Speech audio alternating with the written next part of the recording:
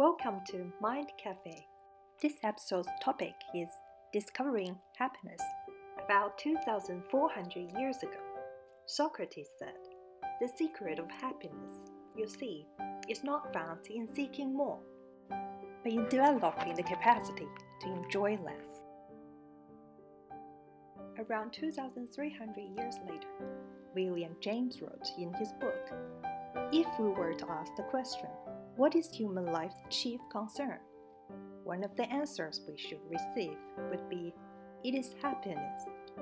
How to gain, how to keep, how to recover happiness is in fact, for most men, at all times, the secret motive of all they do, and of all they are willing to endure." Is there a equation for happiness? Harvard University researchers have conducted the world's longest studies on happiness. The research study has suggested that it is our close relationship with other people that keep us happy throughout our life, more than money and fame. How about finding happiness within ourselves? Professor Martin Seligman once said, "Psychology is not just the study of weakness and damage. It is also the study of strength and virtue. Treatment is not just fixing what is broken. It is nurturing what is best within ourselves." So what should we think and what should we do to nurture the best self, to enjoy ourselves, and to find happiness within? Yale University Professor Rob Rutledge and his team have developed a mobile phone app to find out what factors contribute to happiness. After analyzing 18,420 people's mobile phone game playing results, they have discovered that how happy a person feels is not dependent on how well they're doing, but depends on whether a person is doing better than expected. In order to feel good, it is better to have a lower expectation then. But it's not that simple.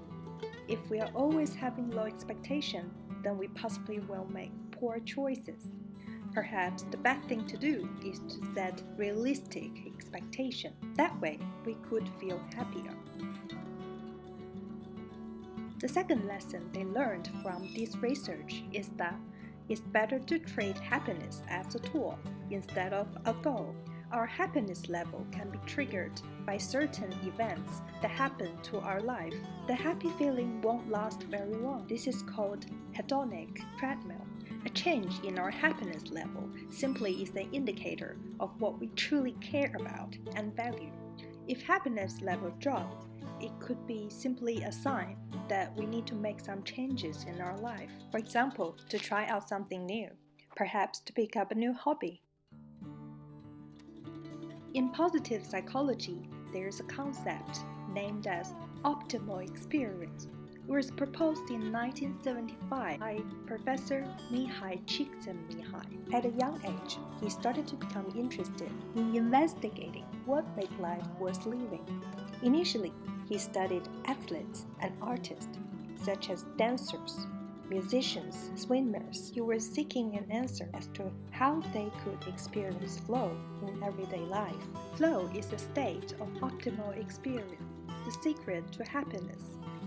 As he defined, flow is a state of mind or a state of experience that we feel when we are totally involved in what we are doing. The term flow has also been defined in the American Psychological Association dictionary as a state of optimal experience arising from intense involvement in an activity that is enjoyable. Experiencing flow or not is a very subjective experience. Some describe flow state as the peak performance mental state. Previous research has suggested that flow states may be linked with the increased level of happiness, life satisfaction, and self-actualization. It could be applied in not only everyday life, but also other fields, such as neurorehabilitation, art, music, sports, educational science, work performance, software engineering, etc. Here is a summary of the 7 key points mentioned. For the last point, be in the state of flow. How to develop your flow? We will need to find a challenge-skill balance. That is, to find a task to do that is not too easy in terms of skill, but difficult enough to challenge us, to lead us go out of our comfort zone. Number 2, to identify clear goals. When we are in the flow state, we are completely absorbed in the thing that we do. We could feel that time goes much faster or much slower. We're more likely to experience the state of flow when we receive unambiguous feedback. When we are in the state of flow, we feel that we are in charge. A sense of control is important for us to experience the state of flow. Another important feature of being in the flow is that our self-awareness faded away, and we're no longer worried about our performance. What's next?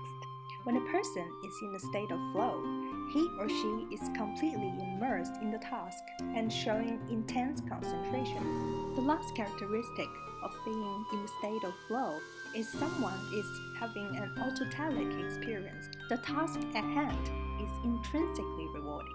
Here is a summary of all the 7 characteristics of the state of flow. Thanks for watching.